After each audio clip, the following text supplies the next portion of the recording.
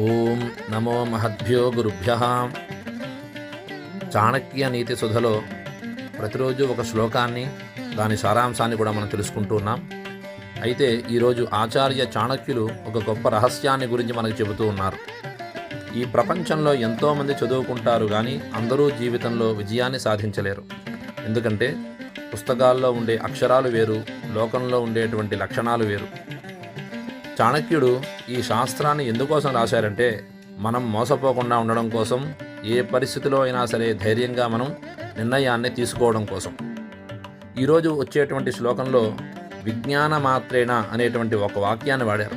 అంటే ఈ సూత్రాలను విన్నా సరే, అర్థం చేసుకున్నా సరే చాలు, మనం లోకంలో దేన్నైనా సరే సాధించగలిగేటువంటి శక్తిని మనం పొందుతాము అని చెప్తున్నారు. ఇక శ్లోకాన్ని మనం చూస్తే, తదహం సంప్రవక్ష్యామి లోకానాం హితకాం యయా ఏన విజ్ఞాన మాత్రేణ సర్వజ్ఞత్వం ప్రపద్యతే అని చెప్తున్నారు.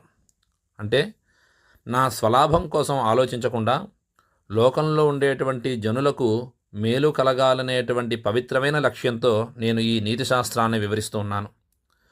మీరంతా కేవలం ఈ విషయాలు తెలుసుకోవడం వలన మాత్రమే లోకం తీరు ఎలా ఉంది, మనుషుల యొక్క మనస్తత్వాలు ఏ విధంగా ఉన్నాయి అనేటువంటిది పూర్తి అవగాహన చేసుకుని మీరు ఒక జ్ఞానిగా మారతారు అని చాణక్యుడు మనకు బోధిస్తున్నాడు.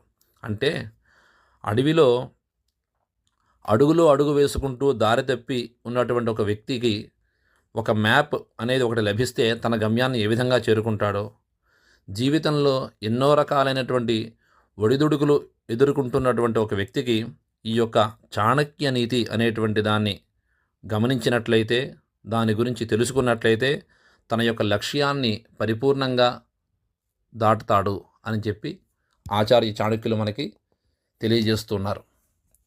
స్వస్తి.